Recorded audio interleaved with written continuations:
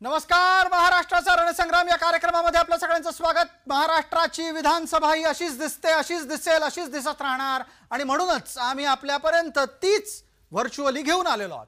महाराष्ट्राच्या रणसंग्रामाच्या या काळामध्ये आम्ही आपल्यापर्यंत ताजे ताजे तपशील आणतोय. सगळे तपशील आता टीव्ही स्क्रीनवर आपल्याला दिसतात, पण माझ्या मागे आहे ती विधानसभा, विधिमंडळ. हेच ते विधिमंडळ जिथे सत्तेचा नवा सारीपाट मांडला जाईल. मांडणारी मंडळी कोण आहेत त्यांचा आकडा खाली आहे. 288 एकूण जागा आहेत.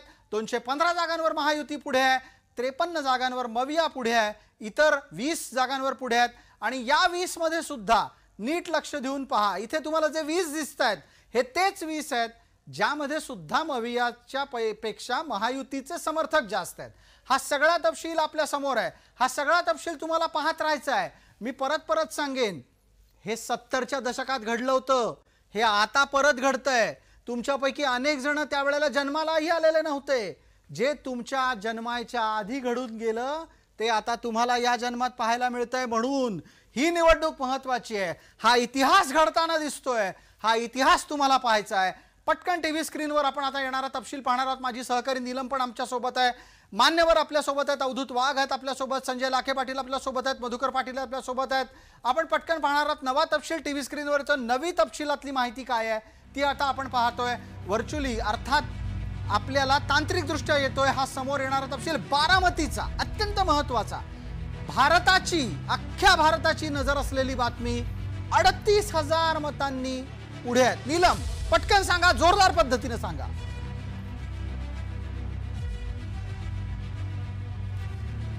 आताच्या घडीला नीलम या क्षणाला नाही आहेत, हरकत नाही, पण मी तुम्हाला सांगू शकतो, मी जोरदार पद्धतीने निश्चितच सांगू शकतो, 8व्या फेरी अखेर अजित पवारांची आघाडी दणदणीत आहे, दणदणीत. बाकी काहीच म्हणायचं नाही. 38,000 पेक्षा जास्त मत आहेत 8व्या फेरी अखेर. अजित पवार हरणार म्हणून सांगणाऱ्यांच्यासाठी हे उत्तर आहे. अजित पवार हारावे म्हणून प्रचार करणाऱ्यांसाठी हे उत्तर आहे. आणि अजित पवार पराभूत होताना काही दिसत नाहीत. पुढची बातमी, 13व्या फेरीत दीपक केसरकरांची आघाडी. दीपक केसरकर महाराष्ट्राचे विद्यमान मंत्री, आधी राष्ट्रवादी, मग शिवसेना म्हणजे उद्धव ठाकरे सोबत, मग त्याच्यानंतर एकनाथ शिंदेच्या सोबत गेलेले दीपक केसरकर हे आता 13व्या फेरीत आघाडीवर आहेत. तपशील समोर आहे. 13व्या फेरीतली ही दणदणीत आघाडी आहे. आपल्या सोबत असलेल्या मान्यवरांपर्यंत या निमित्तानं आपल्याला पोहोचायचं. दरम्यान पुढचा तपशील गिरीश महाजनांच्या बद्दल. गिरीश महाजनांच्या बद्दलचा तपशील येत असताना ही मिठी महत्वाची आहे. ही मिठी पाहणं महत्वाचं आहे. प्रदेशाध्यक्षांना कवेत घेतलंय देवेंद्र फडणवीसांनी. ही मिठी ही कशाची आहे? ही मिठी अभिनंदनाची आहे, ही मिठी धन्यवादाची आहे, ही मिठी कृतज्ञतेची आहे, ही मिठी मित्रानं मित्राला मारलेली मिठी आहे. देवेंद्र फडणवीसांनी चंद्रशेखर बावनकुळेंना मारलेली ही मिठी आहे. देवेंद्र फडणवीसांचा चेहरा बरंच काही सांगून जातो, चंद्रशेखर बावनकुळेंचा चेहरा खूप काही सांगून जातो. Body language, body language, body language महत्वाचा शब्द. देहबोली, मराठीमध्ये देहबोली खूप काही सांगत असते. ती बघावी लागते, पत्रकारांनी ती बातमी शोधावी लागते. चर्चेसाठी पुढे जाणार आहोत. हाच फोटो टीव्ही स्क्रीनवर येत राहील. नवा तपशील येतोय, टीव्ही स्क्रीनवर पहा. आपल्याला आत्ताच्या घडीला येणारी ही तपशिलातली बातमी या टीव्ही स्क्रीनवर इथे पण येणार आहे. टीव्ही आमच्याकडे आहे, फक्त आमच्याकडे पहा. हा टीव्हीतला टीव्ही. या टीव्हीतल्या टीव्हीवर काय येते बघा. अंधेरी पश्चिम, अमित साटम भारतीय जनता पार्टीचे उमेदवार आघाडीवर आहे.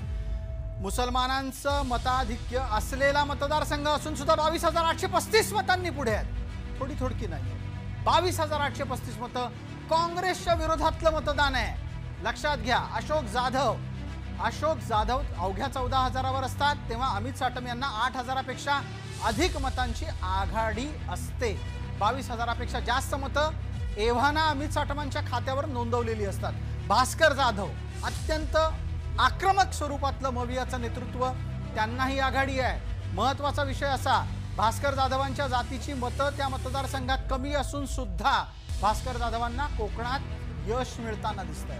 मराठा कुणबीवाद महाराष्ट्रात असताना सुद्धा भास्कर जाधव 13व्या फेरीवर आघाडीवर असतात.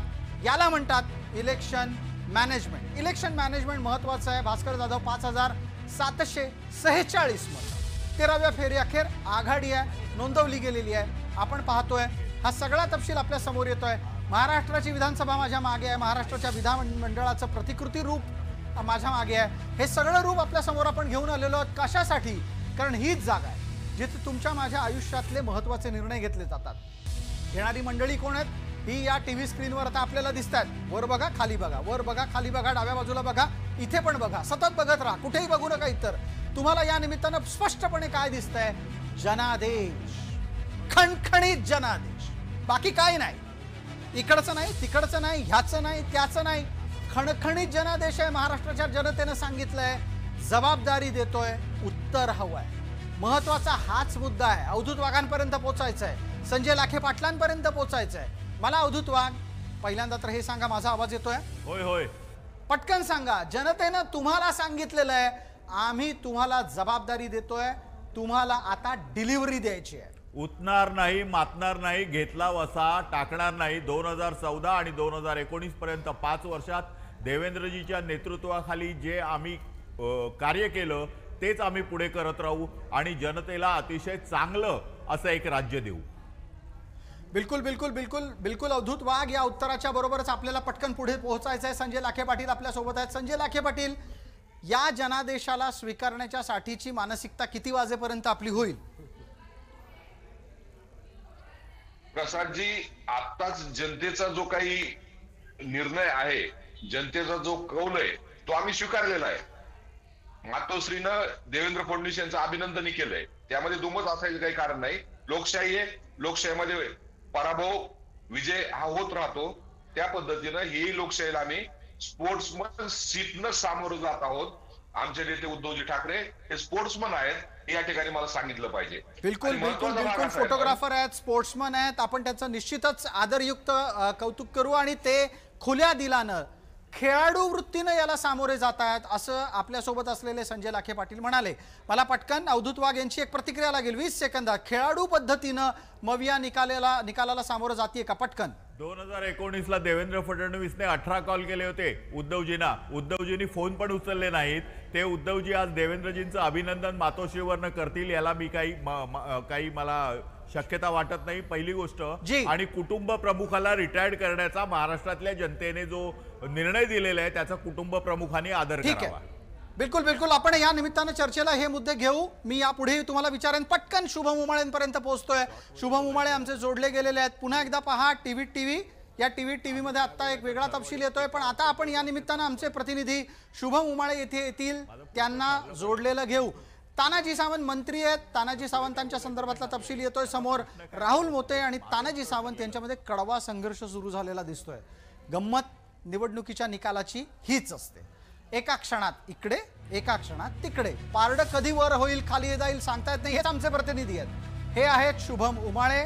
ते उभे आहेत. ती जागा आहे देवेंद्र फडणवीसांचं शासकीय निवासस्थान आणि त्या निमित्तानं ते चर्चेत आहेत. इतरही वृत्तवाहिन्यांचे प्रतिनिधी आहेत. सगळ्यांनाच आत्ता त्या ठिकाणी उभं राहायचं आहे. सगळ्यांनाच देवेंद्र फडणवीसांच्या या नेम प्लेटच्या नावाच्या पाटीच्या पुढेच उभं राहायचं आहे आणि त्यामुळे फ्रेममध्ये सगळेच प्रतिनिधी येत आहेत. हरकत नाही. शुभम, माझा आवाज येतोय?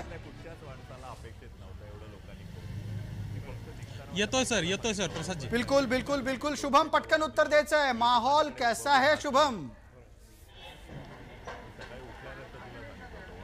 सर, पूर्णतः जे माहोल आहे भारतीय जनता पक्षाच्या दिशेने जाताना दिसून आलेला आहे. कारण की महायुतीने जे आहे 200चा टप्पा जो आहे तो पार केलेला आहे. गोल्डन आकडा ते गाठणार का अशा काही विरोधक बोलत होते, पण मात्र महायुतीने जे आहे चांगलंच उत्तर दिलेलं आहे. लाडकी बहीण योजनेचा मोठा इम्पॅक्ट पडलेला आहे. आता आपण आहोत देवेंद्र फडणवीस यांच्या सध्याच्या शासकीय निवासस्थानी सागर या बंगल्यावर आहोत आणि आपण बघू शकतो मोठ्या प्रमाणात गर्दी जी आहे ती या ठिकाणी झालेली आहे. पोलीस बंदोबस्तात देखील वाढ जी आहे ती झालेली आहे आणि कुठेतरी पूर्णतः भारतीय जनता पक्षामध्ये जल्लोषाचं वातावरण दिसून येत आहे. भारतीय जनता पक्षाने जे आहेत 120 पेक्षा जे स्वतःचे 120 पेक्षा जास्त जागा ज्या आहेत त्या यंदाच्या निवडणुकीमध्ये बाजी मारलेली आहे. सीट डिक्लेरेशन जे आहे ते अजून सुरू आहे आणि त्याच अनुषंगाने मोठे मोठे नेते जे आहेत ते या ठिकाणी येताना दिसून येत आहेत. पियुष गोयल जे आहेत अगदी काही मिनिटापूर्वी या ठिकाणी येऊन गेलेले आहेत. प्रवीण दरेकर असतील, चित्रा वाघ असतील, असे सर्व भारतीय जनता पक्षाचे प्रमुख नेते जे आहेत ते देखील या ठिकाणी येताना दिसून येत आहेत. आपण शुभम जोडलेले राहा. पण त्या निमित्तानं मी सर्व प्रेक्षकांपर्यंत एक नवा तपशील आणू इच्छितो. शुभम, तो तुमच्याकडून मला हवाय. तुम्ही या प्रश्नाचं उत्तर शोधायचं आहे. आज दिवसभराच्यासाठी तुमच्यासाठी ही असाइन केलेली स्टोरी समजा आणि तुम्ही याचं उत्तर शोधा. ते उत्तर कोणत्या प्रश्नाचा आहे? देवेंद्र फडणवीसांचा पत्ता बदलणार आहे का, याचं उत्तर शोधा.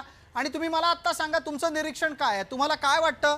या निमित्तानं आमचे प्रतिनिधी शुभम जे सांगतायत ते कानात प्राण आणून ऐका. का ऐका? सागर बंगला हा तो बंगला जिथे देवेंद्र फडणवीसांना विरोधी पक्षनेता झाल्याच्यामुळे राहावं लागलं, हा तो बंगला जिथे त्यांना जबरदस्तीनं राहावं लागलं, त्या बंगल्यातलं त्यांचं स्थान बदलणार का? शुभम आमचे प्रतिनिधी आहेत. शुभम सांगा, देवेंद्र फडणवीसांचा पत्ता बदलणार आहे का? अगदी बरोबर. अर्थातच प्रसादजी, देवेंद्र फडणवीस यांचा पत्ता जो आहे तो आता बदलणार आहे. सागर निवासस्थान आहे त्यांचं आणि आता सागरवरनं थेट वर्षाच्या दिशेने जो आहे त्यांचं वर्णी लागण्याची जी आहे 100% खात्री आहे. मुख्यमंत्री पदासाठी भारतीय जनता पक्षातनं महायुतीतनं तेच असणार असे कुठेतरी आता वार्ता ज्या आहेत त्या सत्यामध्ये येणार आहेत. आणि या ठिकाणी मोठे दहिसरमधून एक बातमी समोर येते. दहिसरमध्ये ठाकरे गटाच्या विनोद घोसाळकरांना धक्का बसलेला आहे. भाजपाच्या मनीषा चौधरी या 18,000 मतांनी आघाडीवर असल्याचं आपल्याला कळत आहे. दहिसर मधली महत्त्वाची घटना आहे. ठाकरे गटाच्या विनोद घोसाळकर यांना हा धक्का आहे मोठा. भाजपाच्या मनीषा चौधरी 18,000 मतांनी विजयी झाल्याचं आपल्याला आघाडीवर असल्याचं कळत आहे. भाजपाच्या मनीषा चौधरी, आपण आताच नुकती एक बातमी समोर येते. मलबार हिल मधून मंगल प्रभात लोढा विजयी झाल्याचं आपल्याला समजतंय. मंगल प्रभात लोढा हे मलबार हिल मधून विजयी झाल्याचं आपल्याला समजतंय. रेल्वेच्या अपडेट्स आपण देत राहतोय. मलबार हिल मधून मंगल प्रभात लोढा विजयी झालेले आहेत. जवळपास 50,000 मतांची आघाडी मंगल प्रभात लोढा यांना मिळालेली आहे. मंगल प्रभात लोढांचा विजय निश्चित झालाय. लोढांना 50,000 मतांची आघाडी या क्षणी आता आपल्याला समजते आहे. मंगल प्रभात लोढांचा विजय हा निश्चित मानला जातोय. मलबार हिल मधून मंगल प्रभात लोढा विजयी झाल्याचं समजतंय.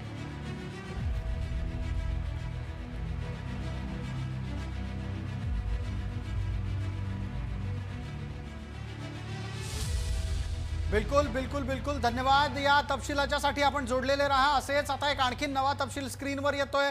माझ्यासोबत माझे सहकारी मनोज दयाळकर आहेत. मनोज, माझा आवाज आपल्यापर्यंत पोहोचतोय? या क्षणाला आत्ताच्या घडीला मनोज दयाळकर हे आणखीन एका महत्त्वाच्या ठिकाणी आहेत. थोड्या वेळापूर्वी आपण पाहिलं आमचे सहकारी शुभम उमाळे हे देवेंद्र फडणवीसांच्या शासकीय निवासस्थानाच्या बाहेर होते. आता आमचे सहकारी मनोज दयाळकर हे भारतीय जनता पार्टीच्या कार्यालयाच्या बाहेर उभे आहेत. दरम्यान हा येणारा तपशीलही आपण लक्षात ठेवा. मलबार हिलमधून निकाल हाती आलेला आहे. निकाल हाती आलाय हे महत्त्वाचं आहे. मलबार हिल हे मुंबईतलं, दक्षिण मुंबईतलं कोपऱ्यातलं एक अत्यंत महत्त्वाचं स्थान. 11व्या फेरी अखेर तिथला निकाल कोणता बदलला तो वेगळा आहे. तपशील आता मलबार हिलचा चालला होता, आता अचानक समोर आलेला तपशील हा वेगळ्या मतदारसंघातला आहे. दोन्ही तपशील एका पाठोपाठ एक येत आहेत. आपण आत्ता या निमित्तानं आणखीन एक महत्त्वाची बातमी. 26 नोव्हेंबरला मतदान सरकार बनवण्याच्या साठीच्या हालचाली आता सुरू झालेल्या आहेत. 26 नोव्हेंबर का? कारण विद्यमान विधानसभेची मुदत 26 नोव्हेंबरला संपते आहे. त्या निमित्तानं 26 नोव्हेंबर पूर्वी सरकार स्थापन व्हायला हवं.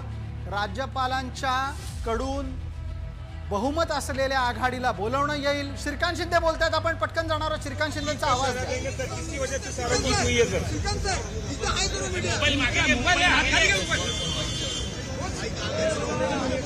इस तरीके से अनअवेलेबल रहे. From the starting you were saying unavailable end not accessible MLA.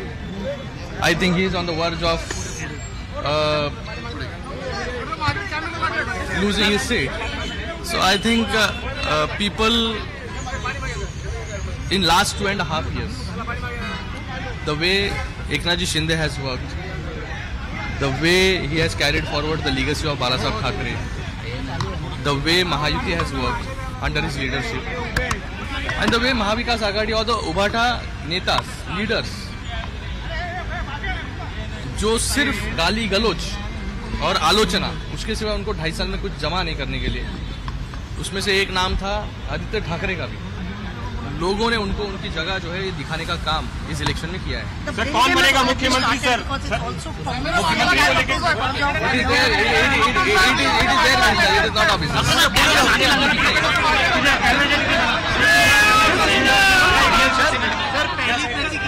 आत्ताच्या घडीला एकनाथ शिंदे यांचे पुत्र खासदार डॉक्टर श्रीकांत शिंदेंचं वक्तव्य आलेलं आहे. ताज्या दमाचे खासदार आहेत, ताजं वक्तव्य आहे. ताज्या पद्धतीनं ऐका काय म्हणतायत ते. ज्यांनी गेल्या 5 वर्षात महाराष्ट्राच्या राजकारणामध्ये केवळ आणि केवळ शिवीगाळ केली त्यांना जनतेनं जागा दाखवली. श्रीकांत शिंदेंच्या वक्तव्यातली ही बातमी आहे. या बातमीच्या नंतर आपल्याला पुढे जायचंय. कोणाकडे जायचंय? आमचे प्रतिनिधी आहेत मनोज देआळकर. मनोज देआळकरांपर्यंत आपल्याला पोहोचायचंय का? कारण तर मनोज देआळकर आहेत भारतीय जनता पार्टीच्या महाराष्ट्राच्या मुख्यालयामध्ये. मनोज देआळकर, माझा आवाज आपल्यापर्यंत येतोय. भारतीय जनता पार्टी सगळ्यात मोठा पक्ष म्हणून भारतातल्या या अत्यंत महत्त्वाच्या राज्यामध्ये स्थापित होतीये. मला एका प्रश्नाचं उत्तर द्या मनोज देआळकर. तुम्ही दिवसभर तिथे आज तैनात आहात. सकाळपासून तिथलं वातावरण कसं बदलत गेलं? लाडू पेढे किती वाजता वाटायला सुरुवात झाली? नक्कीच प्रसाद सर, आपण तर जसा जसा निकाल समोर आला तसं आपण तर भारतीय जनता पार्टी प्रदेश कार्यालयाबाहेर विजयाची तयारी ही सुरू झालेली आहे. आता आपण भारतीय जनता पार्टी कार्यालयाबाहेरच आहोत. आपण बघू शकता या ठिकाणी फुलांचे तोरण देखील लावण्यात आलेले आहेत आणि आता आपण तर ज्या माळा देखील आहेत फुलांच्या ते देखील लावण्यात येत आहेत आणि या ठिकाणी ही तयारी सुरू झालेली आहे. तसंच आपण तर या ठिकाणी सर्व भाजपचे नेते येणार आहेत. तसेच उपमुख्यमंत्री देवेंद्र फडणवीस देखील या ठिकाणी येणार आहे आणि विजयाचा जल्लोष साजरा करणार आहेत. पण आपण या ठिकाणी विजयाचा बॅनर देखील लावण्यात आलेला आहे. भारतीय जनता पार्टी विधानसभा निवडणूक 2024 भाजपा मनोज जरा थांबा. एक ताजी बातमी येते. माझी सहकारी जान्हवी आहे. नुकतीच महत्त्वाची बातमी समोर येते. वरळीमध्ये अटीतटीचा सामना दिसतोय. आदित्य ठाकरे पुन्हा एकदा 700 मतांनी आघाडीवर असल्याचं आपल्याला कळतंय. मिलिंद देवरा आतापर्यंत प्रथम क्रमांकावर होते, ते दुसऱ्या क्रमांकावर गेलेले आहेत. तर मनसेच्या देशपांडेंची मोठी पिछाडी झालेली आहे. ही एक बातमी. दुसरी महत्त्वाची बातमी ती म्हणजे बडनेरा मतदारसंघामध्ये रवी राणा हे आघाडीवर आहेत. रवी राणा 11व्या फेरीमध्ये 33,000 मतांनी आघाडीवर आहेत. रवी राणा यांच्या निवासस्थानासमोर कार्यकर्त्यांकडून फटाके फोडून जल्लोष देखील साजरा केला जातोय. प्रसाद सर, आत्ताच्या घडीच्या या महत्त्वाच्या 2 बातम्या समोर येत आहेत. बिलकुल धन्यवाद जान्हवी. या निमित्तानं चर्चेत आता विविध प्रकारे इतरही मतदारसंघ येऊ घातलेले आहेत. बडनेरा मतदारसंघ रवी राणा हे आघाडीवर आहेत. रवी राणांना आव्हान देण्याच्या साठी म्हणून तिथे बंडखोरी सुद्धा झाली होती, पण रवी राणांनी सगळ्यांवर मात करत आत्ताच्या घडीला आघाडी घेतलेली आहे. रवी राणांची आघाडी यासाठी गरजेची आहे कारण या टीव्ही स्क्रीनवर आत्ताच्या घडीला तुम्हाला कोपऱ्यामध्ये एक आकडा दिसतोय, तो आहे इतर 17चा. त्यात त्यांची संख्या महत्वाची. बिलकुल आता एक नवा तपशील समोर येतो, तो आपण पटकन पाहूयात. रवी राणा यांचा प्रतिक्रिया स्वरूपातला बाईट अर्थात माहिती. 4,000 मागा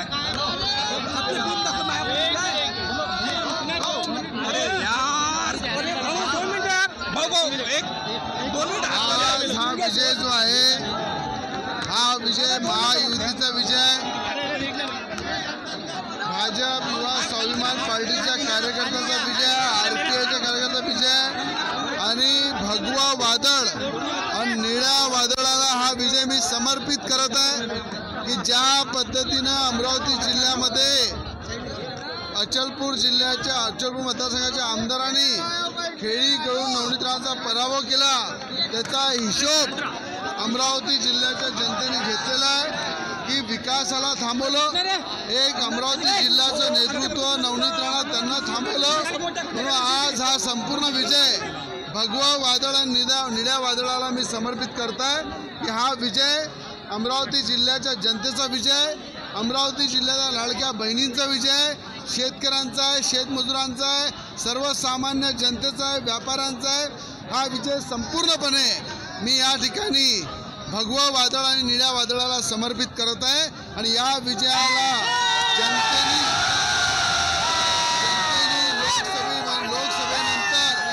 लोकसभेनंतर या नेत्यांनी जे साखळी केली होती नवनीत राणाला पाळण्यासाठी, त्याचं उत्तर आपण पाहिलं. अचलपूर मतदारसंघाचे आमदार बच्चू कडू यांचा 20-25 हजारांनी पराभव होत आहे.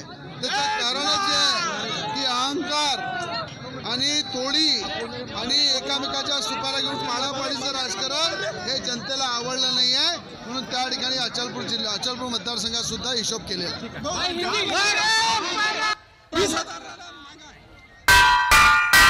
नुकतंच आपल्याला समजलेलं की वरळीमध्ये आदित्य ठाकरे आघाडीवर आहेत. ही बातमी समोर येत असतानाच आता नवमतदार असलेले अमित ठाकरे हे मात्र पराभवाच्या छायेमध्ये दिसतायत. 10,000 मतांनी पिछाडीवर गेलेले आहेत. आत्ताची महत्त्वाची बातमी दुसरी म्हणजे सायन कोळीवाड्यामध्ये भाजपाचे तमिल सेल्वन 18,000 मतांनी आघाडीवर आहे. तर आपण पाहतोय प्रसाद सर की अमित ठाकरे नवमतदार म्हणून उदयास येत असणारच मात्र ते पराभवाच्या छायेमध्ये असलेलं दिसतात आपल्याला.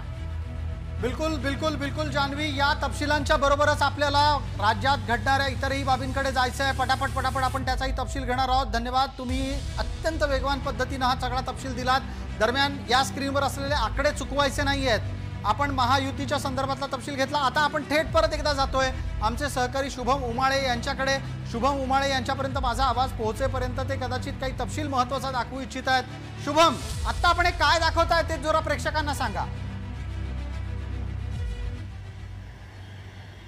नक्कीच प्रसाद सर, आपण बघू शकतो की देवेंद्र फडणवीस यांच्या सागर निवासस्थानी जे आहे भारतीय जनता पक्षाचे जे खजिनदार आहेत किरीट बन्साली त्यांच्याकडनं जे आहे मिठाईचे बॉक्सेस पोहोचलेले आहेत. थेट आता भारतीय जनता पक्षामध्ये मोठं सेलिब्रेशनचं वातावरण आहे. महाराष्ट्रापासून ते दिल्लीपर्यंत, गल्लीपासून ते दिल्लीपर्यंत, आणि त्याच अनुषंगाने हा जो आहे मिठाईचा बॉक्स जो आहे तो आलेला आपण बघू शकतो या ठिकाणी. आणि आताच जे आहे भरपूर मोठ्या संख्येने जे आहेत बॉक्स या ठिकाणी पोहोचलेले आहेत. मिठाईचे बॉक्स आहेत, आपण बघू शकतो याच्यावर लिहिलेलं आहे let celebrate great victory great leaders, म्हणजे ग्रेट सर्वात मोठा जो आहे यश जो आलेला आहे. आणि सोबतच मुवमेंट होताना दिसते, आजूबाजूला सुरक्षा रक्षक पळताना दिसत आहेत. हे काय सुरू आहे? तिथे कोणी मोठा नेता येतोय का ते बघा.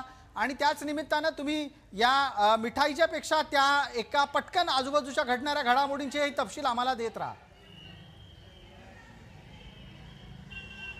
नक्की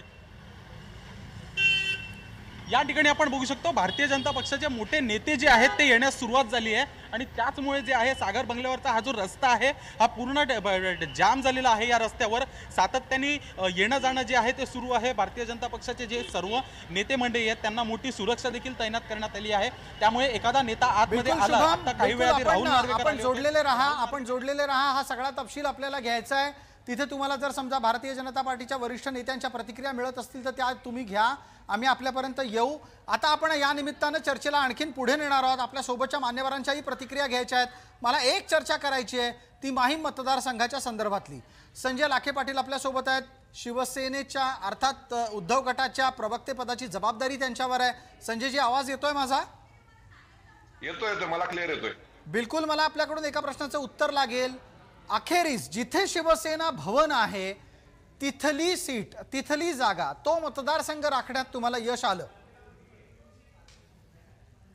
महेश सावंत हे जे आमचे तिथले उमेदवार आहेत, हा हाडाचा शिवसैनिक आहे, कार्यकर्ता आहे, नगरसेवक होते, ते विभाग प्रमुख होते आणि अतिशय चांगल्या पद्धतीनं सर्व संपूर्ण लोकांबरोबर कनेक्ट होऊन त्यांनी त्या मतदारसंघामध्ये काम केलंय. आणि पहिल्यापासून आम्हाला खात्री होती की महेश सावंत हे त्या मतदारसंघातून विजय होतील आणि त्या दृष्टिकोनातून त्या मतदारसंघातून ते विजय होत आहे. आपल्याला नुकतीच गुहागर विधानसभा मतदारसंघामधून बातमी येते. 15व्या फेरी अखेर महाविकास आघाडीचे भास्कर जाधव हे 5,815 मतांनी आघाडीवर असल्याचं आपल्याला समजतंय. भास्कर जाधव 5,815 मतांनी आघाडीवर आहेत. प्रसाद सर, आणि दुसरी महत्वाची बातमी समोर येते ती म्हणजे सूत्रांची माहिती आहे. आतापर्यंत मुख्यमंत्री कोण होणार, मुख्यमंत्री कोण होणार अशी चर्चा रंगत होती. मात्र आता सूत्रांची माहिती मिळते फडणवीस हेच मुख्यमंत्री होणार आहेत. राज्यामध्ये आणि महायुतीमध्ये भाजपा हा मोठा पक्ष आहे आणि महायुतीच्या फॉर्म्युल्यानुसार भाजपाचाच मुख्यमंत्री होणार अशी सूत्रांची माहिती मिळते. प्रसाद सर, धन्यवाद जान्हवी. अत्यंत महत्वाचा तपशील या निमित्तानं आपण आता टीव्ही स्क्रीनवर पाहतोय. देवेंद्र फडणवीसच असतील महाराष्ट्राचे पुढचे मुख्यमंत्री. सूत्रांच्या माध्यमातून हा तपशील येतोय आणि या निमित्तानं आता आपण आमच्या या व्हर्च्युअल स्टुडिओच्या माध्यमातून त्याचा तपशील आणखीन जाणून घेणार आहोत. पटकन टीव्ही स्क्रीनवर हा तपशील येईल, आपण पहा. पण त्याचबरोबर ही ताजी दृश्य आहेत जी आपण चुकवायची नाही आहेत. ही आनंदाची दृश्य आहेत, ही उत्सवाची दृश्य आहेत, ही उत्साहाची दृश्य आहेत. ही नागपूरमधून येत आहेत. नागपुरात देवेंद्र फडणवीसांच्या घराच्या बाहेर सुरू झालेला हा जल्लोष. मी गप्प बसणार आहे, आवाज तुमच्यापर्यंत पोहोचणार आहे.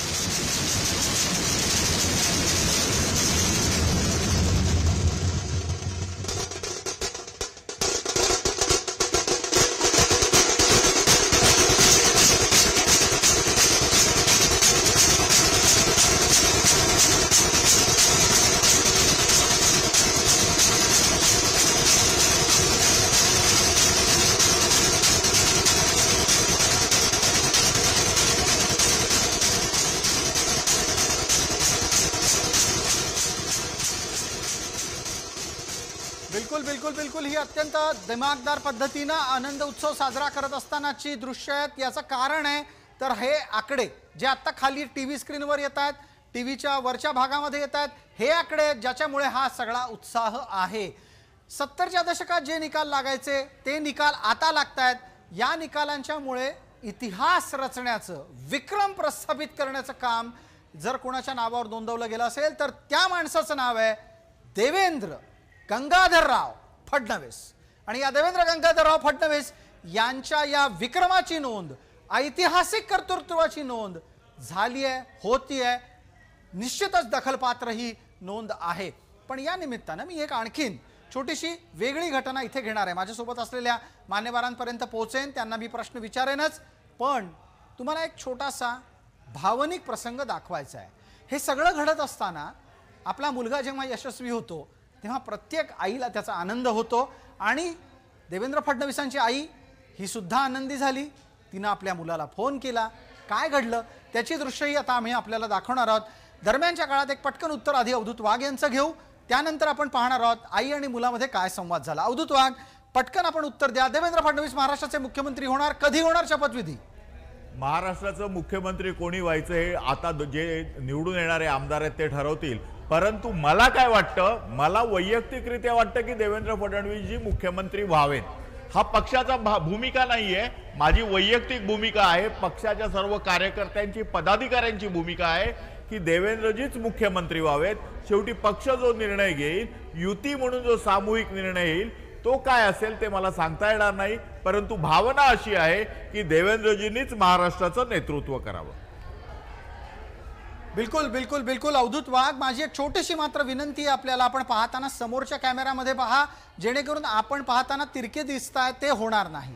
आपण या प्रश्नाच्या निमित्तानं इथं आपल्यासोबतच्या मान्यवरांपर्यंत पोहोचू. मधुकर पाटील आपल्यासोबत आहेत. मधुकर राव हे राजकीय विश्लेषक आहेत. मधुकर राव, माझा आवाज येतोय आपल्यापर्यंत? हा, पोहोचतोय. महाराष्ट्रामध्ये 26 नोव्हेंबर पर्यंत सरकार यायला हवं. आज आहे 23 नोव्हेंबर. आता पुढच्या 2 दिवसात काय होणार आहे सांगा पटकन. पुढच्या 2 दिवसामध्ये मला असं वाटतं की राज्यपाल ज्या पक्षाचे जास्त आमदार आहेत त्या पक्षाला निमंत्रण देतील. साधारणतः महायुती ही कुठल्या अजेंड्याखाली निवडणुकीला सामोरे गेले हे एक चित्र स्पष्ट होईल. लोकशाहीचा नियम असा असतो की ज्या पक्षाचे जास्त आमदार असतात त्या पक्षाच्या नेत्याला मुख्यमंत्री बनवण्यासाठी संधी दिली जाते. आपल्याला नुकतीच एक अपडेट समोर येते, ती म्हणजे पुरंदरमध्ये शिवसेनेच्या विजय शिवतारे यांनी बाजी मारलेली आहे. तर 18व्या फेरीमध्ये तब्बल 32,000 मताधिक्य त्यांना मिळालेलं आहे. जी, एकनाथ शिंदे बोलतायत महाराष्ट्राचे विद्यमान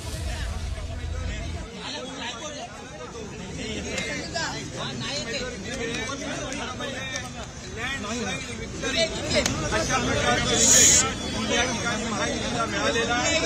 याबद्दल तमाम मतदारांचे महाराष्ट्राच्या मनापासून अभिनंदन करतो आणि माझ्या लाडक्या बहिणी यांचं मनापासून अभिनंदन करतो. लाडक्या बहिणींनी मोठ्या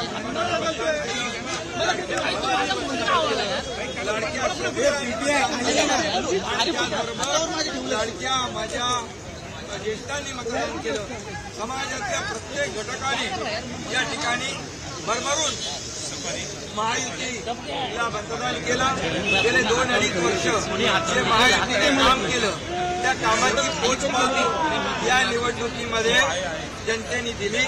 आणि म्हणून महाराष्ट्राच्या जनतेला मी पुन्हा एकदा त्यांच्या मनापासून आभार मानतो, त्यांना मनापासून धन्यवाद देतो की पूर्णपणे जे काम आम्ही केलं 2.5 वर्षामध्ये त्याचं मोजमाप, नोंद आणि त्याची कामाची पोचपावती या महाराष्ट्रातल्या जनतेने आम्हाला दिलेली आहे. खरं म्हणजे आता आम्ही 2.5 वर्षात जे काम केलं, आता पुढच्या कार्यकाळामध्ये आमची आणखी जबाबदारी वाढली आहे. आणि म्हणून जनतेला त्रिवार वंदन करतो आणि माझ्या सर्व कार्यकर्त्यांना देखील महायुतीच्या मनापासून धन्यवाद देतो. महायुतीचे सर्व कार्यकर्ते मनापासून काम करत होते आणि म्हणूनच हा विजय, एवढा मोठा विजय मिळतोय. मी माझ्या ठाणे मतदारसंघातल्या पगडी मतदारसंघातून देखील मतदारांना धन्यवाद देतो की खूप मोठ्या लीडने, मार्जिनने त्यांनी मला विजयी करण्याचं काम करतायत. आणि त्यामुळे पुन्हा एकदा सगळ्यांना मनापासून खूप खूप शुभेच्छा, मनापासून सगळ्यांचं सर्व मतदारांचं मनापासून आज मैं महाराष्ट्र के तमाम मतदाताओं को बहुत बहुत धन्यवाद देता हूँ, उनका अभिनंदन करता हूँ, क्योंकि ये विक्ट्री जो है ये लैंडस्लाइड विक्ट्री है। ये मैंने कहा था कि महायुति को थम्पिंग मेजोरिटी मिलेगी और इसीलिए मैं तमाम मतदाता जो है, मेरी लाडली बहनाओं को मैं धन्यवाद देता हूँ, लाडले किसानों को मैं धन्यवाद देता हूँ और लाडले हमारे भाई हैं, लाडले सीनियर सिटीजन हैं, सभी वर्ग जो है सभी वर्ग को मैं धन्यवाद देता हूँ कि उन्होंने ऐसी विजयश्री प्राप्त कर दी है कि न भूतो न भविष्य तो ऐसी विक्ट्री जो इस बार मिली है, जो 2-2.5 साल हमारी महायुति ने काम किया। ये महायुति ने जो काम किया उसके काम के ऊपर ये जनता ने शिक्कामोर्तब किया है, काम को तवज्जो दिया है, प्राथमिकता दी है और इसीलिए महायुति को इतनी बड़ी जीत हासिल हुई है। इसलिए मैं महायुति के पूरे महाराष्ट्र की जनता को तो धन्यवाद देता ही हूँ, उनका स्वागत करता हूँ, लेकिन महायुति के सभी कार्यकर्ताओं को भी धन्यवाद देता हूँ। उन्होंने जो काम किया है बहुत ही बढ़िया काम किया है और इस चुनाव में हमारे महायुति को जिताया है, इसलिए मैं बहुत बहुत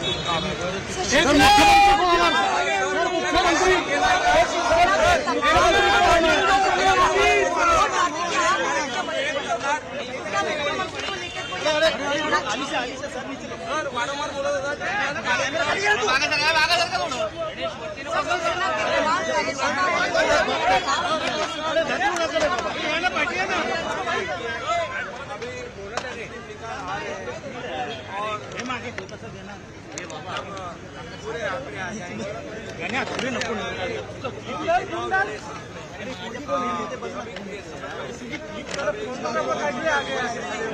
आगे का जो हम लोग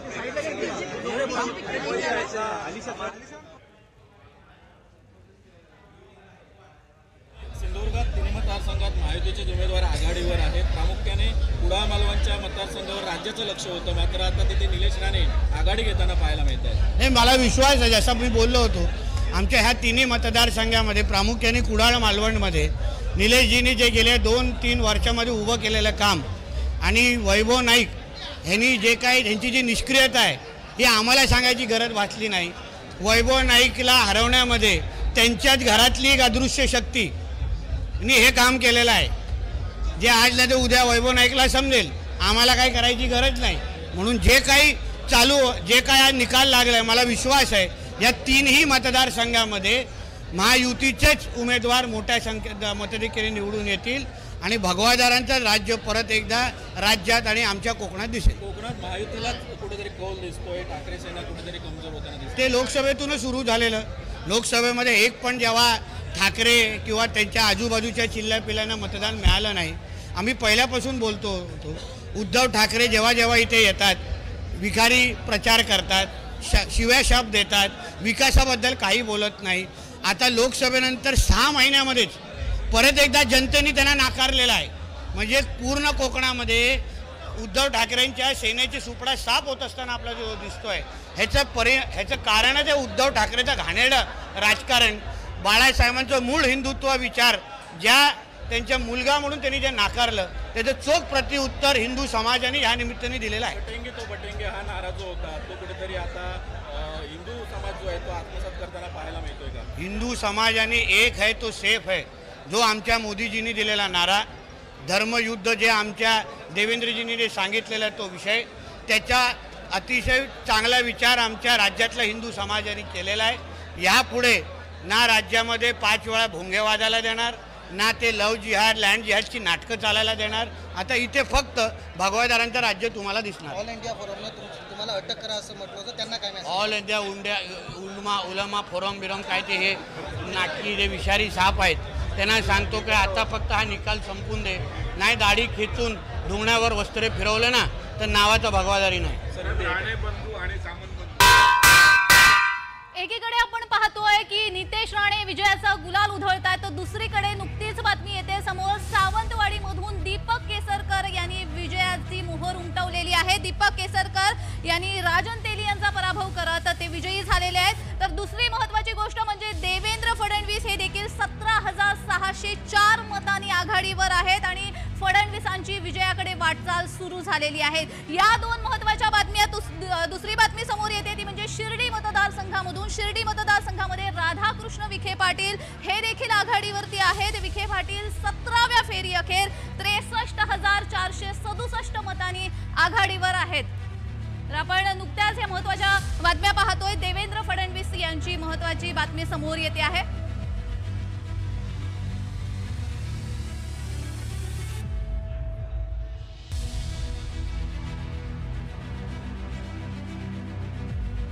मालेगाव मधून दादा भुसे हे विजयी झाले असल्याचं समजतंय. मालेगाव मधली घटना आहे. मालेगाव मधून दादा भुसे विजयी झाले तर अद्वै हिरे यांना मोठा धक्का बसलेला आहे. ठाकरे गटाच्या अद्वै हिरे यांना मोठा धक्का बसलेला आहे. मालेगाव मध्ये दादा भुसे विजयी झाले आहेत.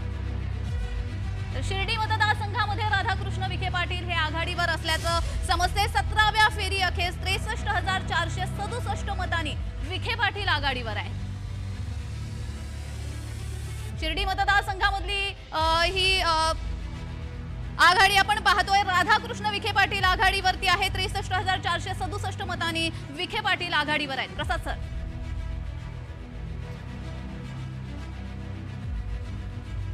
तर सावंतवाडीमध्ये देखील दीपक केसरकर विजयी झालेले आहेत. राजन तेली यांचा पराभव झालेला आहे आणि नुकतीच शिर्डी मतदारसंघामधली बातमी आपण आता पाहतोय टीव्ही स्क्रीनवरती. शिर्डी मतदारसंघामध्ये राधाकृष्ण विखे पाटील आघाडीवर आहे. भिवंडी ग्रामीण मधून बातमी येते. भिवंडी ग्रामीण मधून देखील शिवसेनेचे शांताराम मोरे हे विजयी झाले असल्याचं समजत आहे. भिवंडी ग्रामीण मधून शांताराम मोरे विजयी झालेले आहेत. शिवसेनेचे शांताराम मोरे यांनी विजयाची मोहर उमटवली आहे.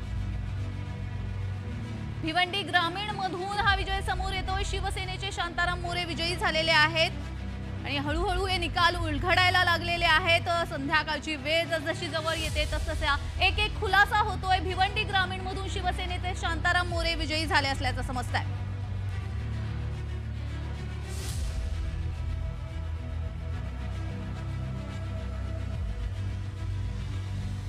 तर या निमित्तानं येणारा प्रत्येक तपशील अत्यंत वेगवान पद्धतीनं आणि जबाबदारीनं आपल्यापर्यंत आम्ही आणतो आहोत. या क्षणाला जे जे तपशील आपल्यापर्यंत पोहोचतायत त्या त्या तपशिलांना समजून घेण्याच्या आधी तुम्हाला इथे दिसणारे आकडे लक्षात घ्यावे लागतील. महायुती ही 217 जागांच्या कलासह निर्णायक आघाडी घेत राज्यात सत्ता स्थापनेसाठी पुढे आलेली आहे. काल परवापर्यंत जे लोक खिल्ली उडवत होते महायुतीची, देवेंद्र फडणवीसांची, एकनाथ शिंदेंची, अजित पवारांची, ते अवघे 51च्या आसपास घुटमळत आहेत. मवियाला 51 जागा दिसत आहेत. तो सुद्धा आघाडीत आहेत. त्या सुद्धा भविष्यात कमी जास्त पुढे मागे होऊ शकतात. पण फार काही आता या निकालात फरक पडेल असं आता दिसत नाही. अवधूत वाघ आपल्यासोबत आहेत. अवधूत वाघ, पटकन याचं उत्तर द्या. हा निकाल पालटेल का? 360 डिग्रीमध्ये बदलेल का?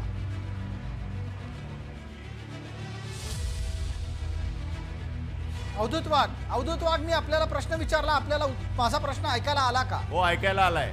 बिलकुल, आपण उत्तर द्या. मला असं वाटतं की या 51 जागा ज्या आघाडीच्या दिसतात आहेत त्या जरी त्यांनी टिकवून ठेवल्या तरी खूप झालं. पण या निवडणुकीच्या निकालावरून पवारांची तिसरी पिढी आणि ठाकरेंची तिसरी पिढी गारद होताना दिसते. हा जनमताचा संदेश आहे. बिलकुल अवधूत वाघ, आपल्या या प्रश्नाच्या उत्तरादाखल जी तपशीलवार माहिती समोर आली ती एकदा प्रेक्षकांपर्यंत जाणं गरजेचं आहे. आपण सगळ्यांनी पाहत राहा. महाराष्ट्र विधानसभेच्या एकूण किती जागा आहेत ते आता दिसत आहेत. एकूण जागा आहेत 288. 288च्या बाजूला असलेला आकडा फार महत्वाचा आहे. 288 मधल्या 217 जागा महायुतीला आहेत. 217च्या बाजूचा आकडा पहा. जरकन खाली जावा तशा पद्धतीने एकदम फक्त 51. त्याच्या बाजूचा आकडा पहा, तो आहे 20. हा इतर 20 आहे ना, याच्यामध्ये सुद्धा महायुतीचे समर्थक आहेत. त्यामुळे हा 20 कमी होईल आणि हा 217 ज्या वेळेला सरकार स्थापन होईल त्यावेळेला अजून वाढलेला तुम्हाला दिसेल. कारण या 20 मध्ये बवी आहे, या 20 मध्ये राणा आहेत आणि या 20 मध्ये असे अनेक अपक्ष असू शकतात जे भारतीय जनता पार्टी, महायुती, शिवसेना, अजित पवार गट या सगळ्यांचं समर्थन करतील, तेव्हा हे 20 हे 217, हे 20 हे 217 बघा. आता एक नवीन तपशील स्क्रीनवर येतोय. आत्ताच्या घडीला या टीव्ही स्क्रीनवर काही दृश्य आहेत, पण त्याचबरोबर तुम्हाला लक्षात ठेवायचं आहे हा संपूर्ण तपशील तुम्हाला जो दिसतोय आजूबाजूला तो आम्ही व्हर्च्युअली तयार केलाय, खास तुमच्यासाठी तयार केलाय. का तयार केलाय? कारण आपल्याला कळलं पाहिजे कशा पद्धतीनं काय काय घडत असतं आजूबाजूला. अजित पवारांचं ट्विट येत आहे, अजित पवारांची प्रतिक्रिया, अजित पवारांच्या संदर्भात महत्वाची तपशीलवार माहिती. अजित पवार म्हणतायत महाराष्ट्रानं गुलाबी प्रकरण स्वीकार. अजित पवारांनी गुलाबी जॅकेट घालायला सुरुवात केली. बजेट मांडल्यापासून ते आत्तापर्यंत गुलाबी जॅकेट स्वीकारतायत. हेच गुलाबी प्रकरण अजित पवारांनी महाराष्ट्रानं स्वीकारल्याचा दावा केलेला आहे. जेव्हा अजित पवार असं म्हणतात तेव्हा त्याचा अर्थही समजून घ्यायला पाहिजे. आणि ही व्हिज्युअल पहा, बारकाईनं पहा. या व्हिज्युअलमध्ये 4 माणसं आहेत. आपण स्क्रीनच्या डाव्या बाजूपासून उजव्यापासून सुरुवात करूयात. हे आहेत प्रफुल्ल पटेल. त्यांच्या मधोमध जो व्यक्ती आहे तो पांढरा शर्ट काळी पॅन्ट घातलेला माणूस आहे आणि हा माणूस आहे नरेश अरोडा. कोण आहे हा नरेश अरोडा? हा तोच व्यक्ती आहे ज्यानं अजित पवारांना गुलाबी थीम दिली, पिंक थीम दिली. या पिंक थीमच्या माध्यमातून अजित पवारांनी त्यांचं पूर्ण प्रचाराचं कॅम्पेन राबवलं, प्रचाराची यंत्रणा राबवली. ही व्यक्ती आहे नरेश अरोडा. ही नरेश अरोडा या व्यक्तीच्या शेजारी आहेत अजित पवार. अर्थात मला तुम्हाला वेगळं सांगायची गरज नाही, तुम्ही त्यांना चेहऱ्याने ओळखालच. आणि त्यांच्या बाजूला कोण आहेत तेही पहा, ते आहेत सुनील तटकरे. ही सगळी मंडळी प्रचंड खुश आहेत, प्रचंड खुश आहेत. असणारच, कारण बघाच ना आकडे काय आहेत. आत्ताच्या घडीला अजित पवारांना 36 आमदार मिळालेले आहेत स्वतःचे.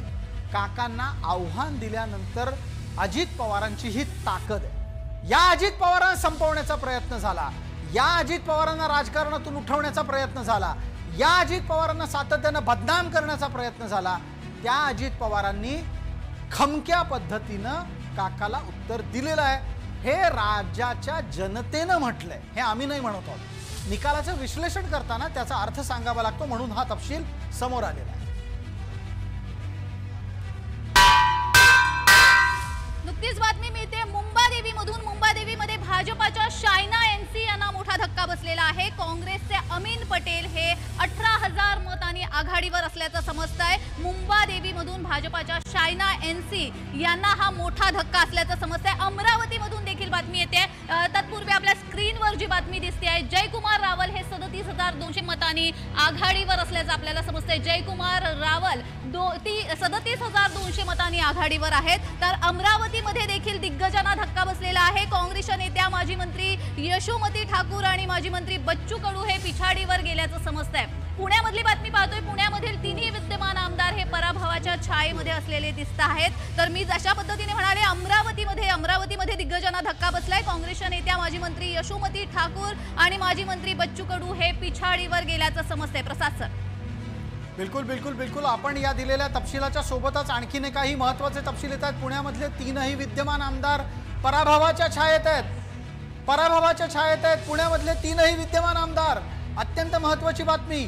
या बाजूला येणारा तपशील आता आपण पाहणार आहोत. आमचे प्रतिनिधी रोहन कदम यांनी दिलेला हा तपशील आहे. या तपशिलाच्या निमित्तानं आपण त्यांच्यापर्यंत पोहोचूच. पण त्याचबरोबर पुण्यातल्या 3ही विद्यमान आमदारांवर पराभवाचं संकट आहे, पराभवाची तलवार टांगती आहे. का आहे याचं तपशीलवार विश्लेषण आपण करू. पण यातले हे आमदार कोण आहेत हे तुम्हाला माहिती आहे का तेही पहा. आपण तपशीलवार त्याची माहिती घेऊ. तुर्तास आलेली तपशीलवार नवी माहिती पहा. विक्रम पाचपुते हे अनुराधा नागवडे यांच्यापेक्षा आघाडीवर आहे. कुठल्या मतदारसंघातला हा तपशील आहे तेही आपल्याला पाहायला हवं. त्याची माहिती येईल आपल्यापर्यंत, ती पोहोचत राहील, आपण ती बघू. आत्ताच्या घडीला विक्रम सातपुतेंच्या संदर्भातली ही माहिती आहे. पुढचा तपशील आता टीव्ही स्क्रीनवर येतोय तो बघा. 12व्या फेरीच्या शेवटी आशुतोष काळे हे लाखभराच्या पुढे गेलेले आहेत. आशुतोष काळे यांची आघाडी ही जवळपास 1 लाखाच्या आसपास पोहोचल्याचा तपशील स्क्रीनवर दिसतो आहे. माझ्या माहितीने 10 फेऱ्या अजून राहिलेल्या आहेत. या ठिकाणी महायुतीचे सर्व नेते, माझे राष्ट्रीय अध्यक्ष आदरणीय दादा, राज्याचे माननीय मुख्यमंत्री एकनाथरावजी शिंदे साहेब, आदरणीय देवेंद्र भाऊ फडणवीस साहेब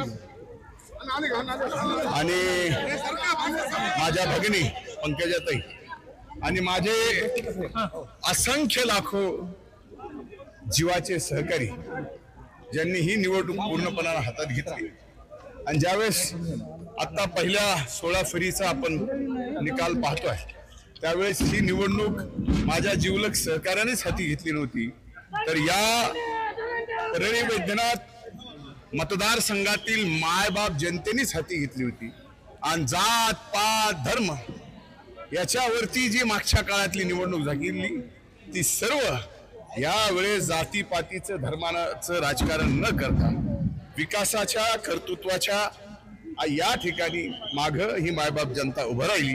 मी त्या मायबाप जनतेचे कायम शेवटच्या श्वासापर्यंत ऋणात ऐतिहासिक विजयासाठी 26व्या फेरीपर्यंत थांबावं लागेल. पण विक्रम होतोय कारण आतापर्यंत परळी विधानसभा मतदारसंघाच्या इतिहासामध्ये किंबहुना रेणापूर विधानसभाच्या मतदारसंघामध्ये ज्या विजयी उमेदवारांनी मतं घेतली त्यामध्ये आताच तुम्ही दुप्पट मतं घेतली, तिथे 10 फेऱ्या आणखी मोजणं बाकी आहे. 16 मी हे सगळे हे सगळा निकाल आतापर्यंत जे दिसतोय ते नक्कीच एक ऐतिहासिक विजयाकडे वाटचाल आहे.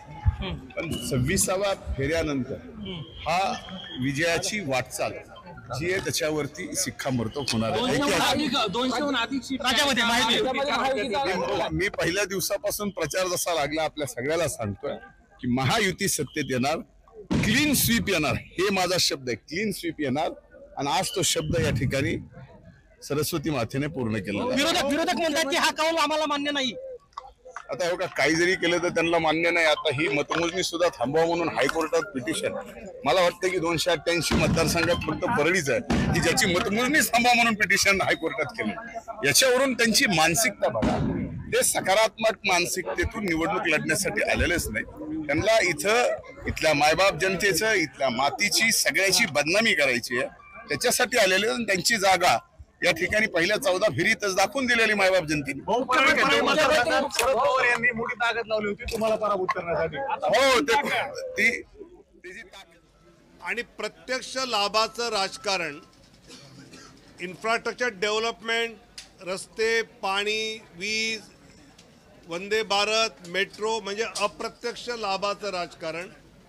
आणि प्रत्यक्ष लाभाचं राजकारण म्हणजे लाडकी बहीण, शेतकरी सन्मान निधी, शून्य बिल, या दोन्हीचा बॅलन्स एकनाथजी शिंदे, देवेंद्रजी फडणवीस आणि अजितजी दादा या तिघांनी केल्यामुळे जनतेला यांच्यावर विश्वास बसला. दुसरं मला असं वाटतं की भाजप शिवसेनेची जी नैसर्गिक युती होती ती शरद पवार साहेबांनी, उद्धवजींनी 19ला तोडली. त्याचा एक वेगळा राग विशेषतः माननीय बाळासाहेबांच्या मतदारांच्या मनात होता. रोज सकाळी राज्याचं राजकारण कलुषित होणारं वक्तव्य भांडूपवरनं यायचं आणि ज्यावेळी एकनाथ शिंदेनी बाळासाहेबांचं हिंदुत्वाचं धनुष्यबाण, हिंदुत्वाचं शिवसेना नाव हे हिंदुत्वाच्या मूळ प्रवाहात भाजपबरोबर आणल्यामुळे एकनाथ शिंदे साहेबांना बाळासाहेबांच्या विचारांची मतं ही BJPच्या बरोबर मिळाली. मला असं वाटतं की महाराष्ट्रातला हा विजय, बिहारमध्ये पोटनिवडणुकीत 4 पैकी 4 जागा NDA पुढे, उत्तर प्रदेशमध्ये 9 पैकी 6 जागा भाजप पुढे आणि तसंच राजस्थानमध्ये 4 जागांवर भाजप पुढे. त्यामुळे देशातल्या या सगळ्या निवडणुकांमधलं चित्र हे सांगतंय की माननीय नरेंद्र मोदींच्या नेतृत्वाखालील NDAला जनतेने आपला विश्वास दाखवलेला आहे आणि महाराष्ट्रातला विश्वास तर अभूतपूर्व आहे. तुमचा पुढचा प्रश्न असणार मुख्यमंत्री पदाचं काय, तर एकनाथ शिंदेजी, देवेंद्र फडणवीस, अजितदादा पवार आणि भाजपचं केंद्रीय नेतृत्व याबाबतचा निर्णय घेईल. आज महायुती म्हणून आम्ही विजयाचा आनंद घेतोय. खूप खूप धन्यवाद.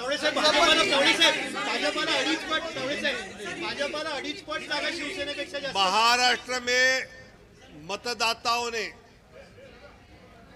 जो भाजपा महायुति तर आता आपण पाहिलंय विनोद तावडे, धनंजय मुंडे यांनी विजयाचा विश्वास व्यक्त केलेला आहे. महायुतीच विजयी होणार असा विश्वास त्यांच्याकडून व्यक्त करण्यात आलेला आहे आणि त्याचबरोबर तशाच पद्धतीच्या अपडेट्सही आपल्याला येत आहेत.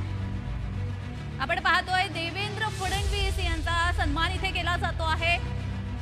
पगडी आणि मानाचं वस्त्र शाल देऊन देवेंद्र फडणवीस यांचा सन्मान केला जातो आहे. बावनकुळे देखील तिथे उपस्थित असल्याचं आपल्याला पाहायला मिळत आहे आणि विजयाकडे वाटचाल त्यांची होते, घोडदौड सुरू आहे आणि याच वेळी हा सन्मान देखील केला जातो आहे. ताजी दृश्य फक्त जय महाराष्ट्रवर आपण पाहत आहात. देवेंद्र फडणवीस यांचा सन्मान इथे केला जातो आहे.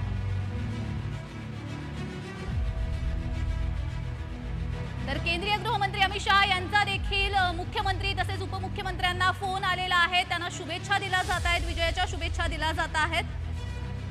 तर महायुती जिंकणार असा विश्वास व्यक्त केला जातोय आणि जल्लोष देखील साजरा केला जातोय. देवेंद्र फडणवीस हे देखील आघाडीवर असल्याचं आपण पाहिलं आहे आणि विजयाकडे वाटचाल त्यांची सुरू झालेली आहे.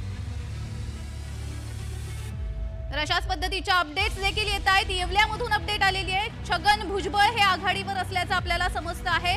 12व्या फेरी अखेर छगन भुजबळांना 10,924 मतांची आघाडी आहे आणि आता 13व्या फेरीची मतमोजणी सुरू आहे. मात्र 12व्या फेरी अखेर छगन भुजबळ हे जवळपास 10,000 ते 11,000 मतांनी आघाडीवर आहेत. तर पालघर मधून देखील ब्रेकिंग येते, ती म्हणजे पालघर विधानसभेमध्ये माजी खासदार महायुतीचे शिवसेनेचे उमेदवार राजेंद्र गावित यांची विजयाकडे वाटचाल सुरू आहे. 20व्या फेरी अखेर राजेंद्र गावित यांची 34,000 मतांची आघाडी आपल्याला पाहायला मिळते आहे. तर गडचिरोली विधानसभाची 14वी फेरी सुरू आहे आणि याकडे मात्र गडचिरोलीमध्ये मात्र काँग्रेसचे मनोहर पोरेटी हे 5,940 मतांनी आघाडीवर असल्याचं आपल्याला पाहायला मिळत आहे. प्रसाद सर.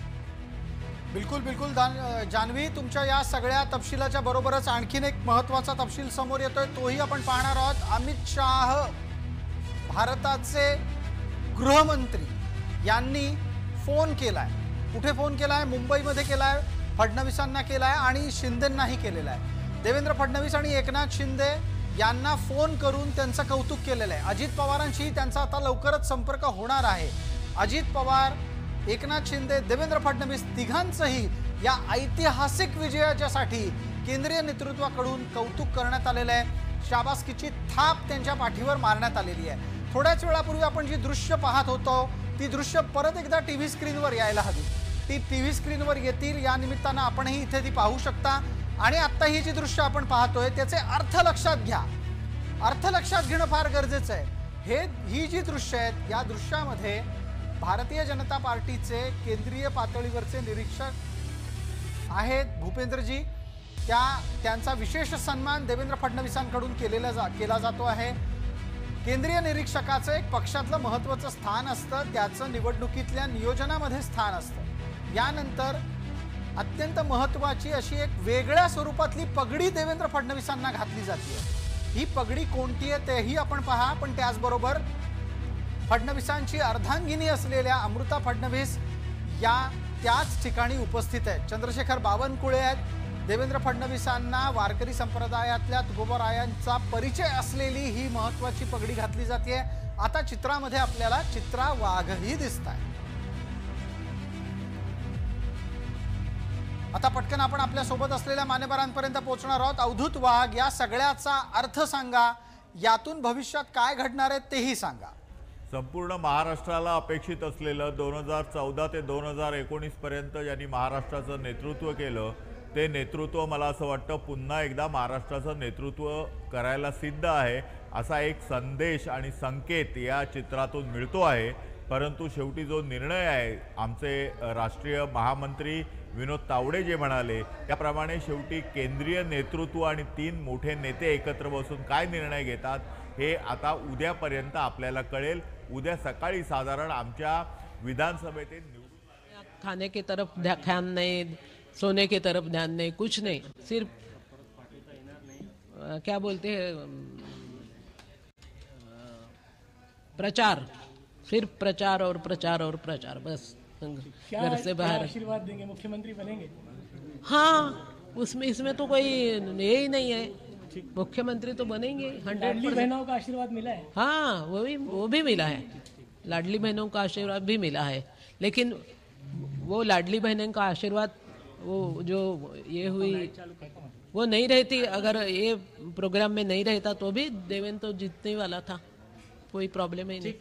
मेरे साथ इस वक्त देवेंद्र फडणवीस की माता जी जुड़ चुकी हैं। माता जी, तर या होत्या देवेंद्र फडणवीसांच्या मातोश्री सरिता फडणवीस। गंगाधररावांच्या आकस्मिक निधनाच्या नंतर देवेंद्र फडणवीस यांच्या संपूर्ण जडणघडणीमध्ये जर कोणाचं योगदान असेल तर ते योगदान सरिता फडणवीसांचं आहे। गंगाधरराव फडणवीसांचा कर्करोगानं मृत्यू झाला, त्यानंतर त्या कुटुंबाला सांभाळणं, त्या कुटुंबातल्या देवेंद्र फडणवीसांना उभं करणं, संस्कार देणं, राष्ट्रकार्यात लावणं आणि त्यांच्यावर नजर ठेवण्याची जबाबदारी जर कोणी करत असेल तर ते सरिता फडणवीस करतात।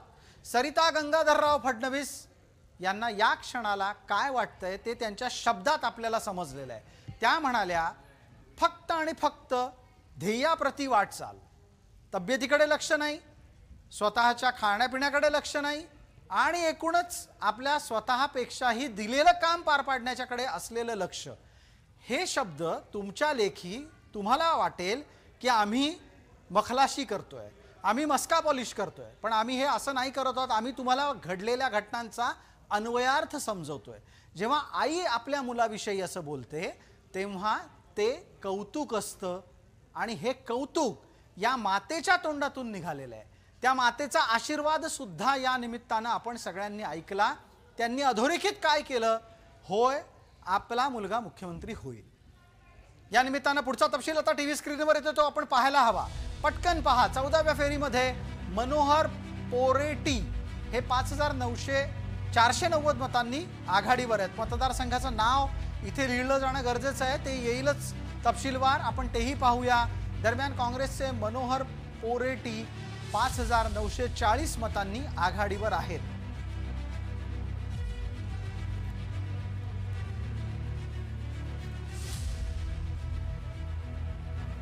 चर्चेच्यासाठी आपल्या मान्यवरांपर्यंत आपण पोहोचूयात। आपल्या सोबत असलेल्या मान्यवरांचा तपशील आणि या निमित्तानं त्यांचंही विश्लेषण घेऊ। मधुकरराव, आपण जोडलेले आहात, माझा आवाज आपल्यापर्यंत येतोय? हा, पोहोचतोय।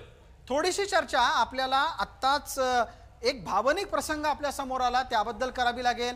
सरिता गंगाधरराव फडणवीसांनी आपले आशीर्वाद आपल्या मुलाला दिले, मुलाच्याबद्दल काळजी व्यक्त केली, तब्येतीबद्दल काळजी व्यक्त केली। एका मातेच्या मनामध्ये या भावना उत्पन्न होणं स्वाभाविक आहे। आता या निमित्तानं त्यांच्या मुलाच्यावर असलेली जबाबदारी केवढी मोठी आहे?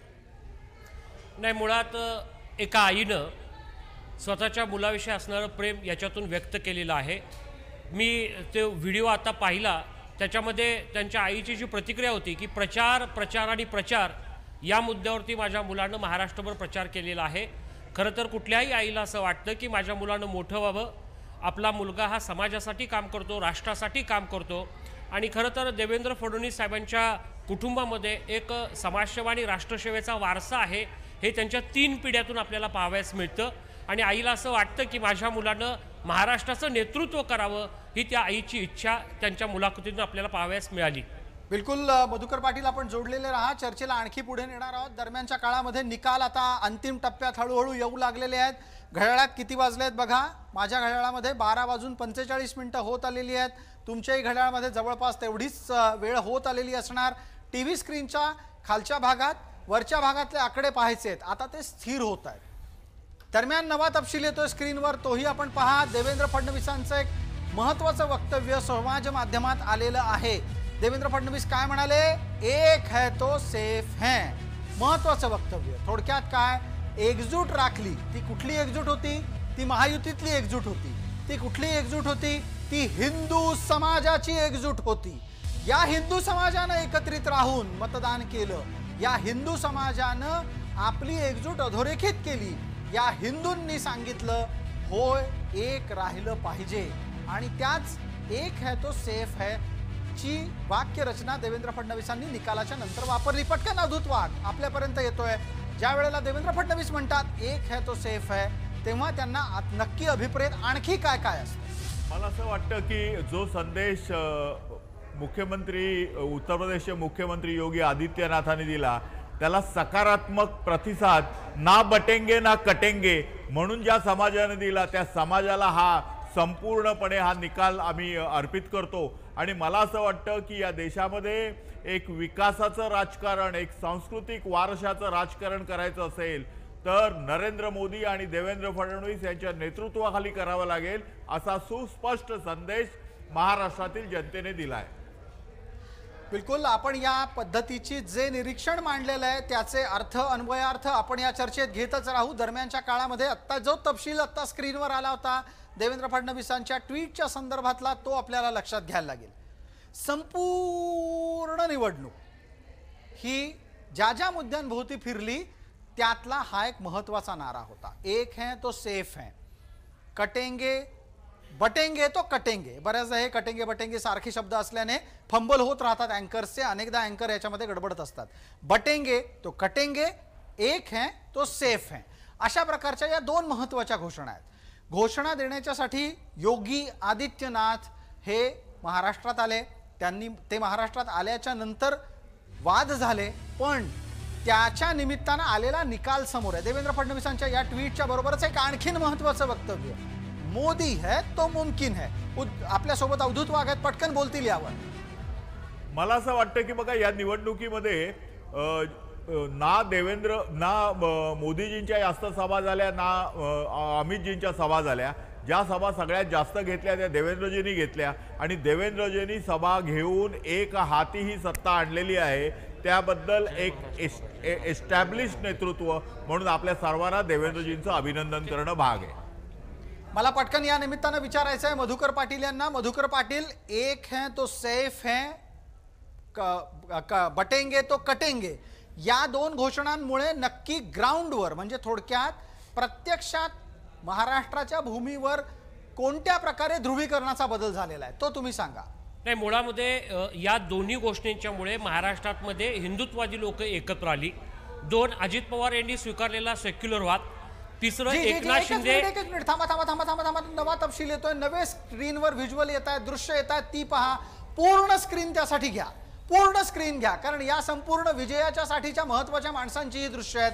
आपण ती दृश्य पाहतोय।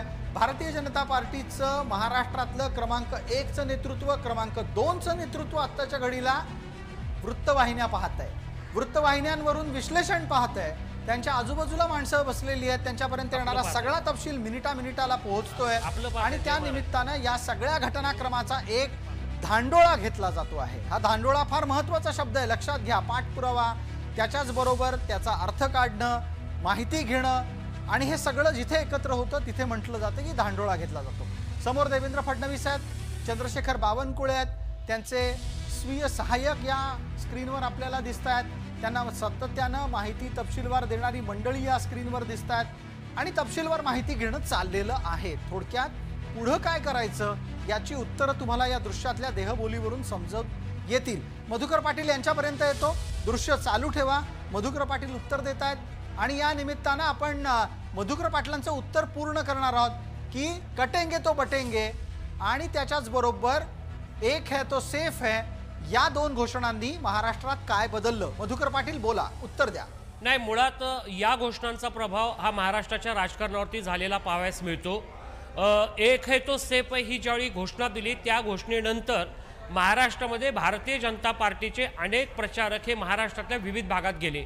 लोकसभेच्या निवडणुकीच्या नंतर भारतीय जनता पार्टी आणि युतीला एक गोष्ट लक्षात आली की आपल्यापासून आपला मूळ मतदार हा आपल्यापासून दूर गेलेला आहे आणि या दूर गेलेल्या मतदाराला पुन्हा एकदा एकत्र आणायचं असेल तर हिंदुत्वाचा अजेंडा सोबत घेतल्याशिवाय पर्याय नाही, हे भारतीय जनता पार्टीला लक्षात आलं। या ज्या बातम्या आहेत या येतच राहत आहेत। जवळपास 5 तास झालेले आहेत, मतमोजणी सुरुवात झालेली आहे, 5 तास उलटून गेलेले आहेत आणि आपल्याला कळत आहे की आता जी आहेत एक एक पाकळी निवडणुकीची उलगडायला लागलेली आहे। धुळे ग्रामीण मधून निकाल समोर आलेला आहे। धुळे ग्रामीण मतदारसंघातील भाजपाचे उमेदवार राघवेंद्र भदाणे हे 15व्या फेरीअंती 37,930 मतांनी आघाडीवर असल्याचं समजतंय। शिवाय अहिल्यानगर मधून देखील बातमी समोर येते। तत्पूर्वी आपण पाहूयात राघवेंद्र भदाणे 37,930 मतांनी आघाडीवर असल्याचं समजतंय। धुळे ग्रामीण मधले हे भाजपाचे उमेदवार आहेत। तर दुसरी म्हणजे अजित पवार गटाचे संग्राम जगताप हे 18व्या फेरी अखेर 32,205 मतांनी आघाडीवर असल्याचं समजतंय। अजित पवार गटाचे संग्राम जगताप 18व्या फेरी अखेर 32,205 मतांनी आघाडीवर आहेत। एकूणच आपल्याला पाहताय प्रसाद सर, लोकसभेमध्ये जी दोन गोष्टी ज्यांनी केल्या होत्या, गद्दारी आणि संविधान, या दोन गोष्टी विधानसभेमध्ये मात्र चाललेल्या नाहीत असं दिसून येते प्रसाद सर।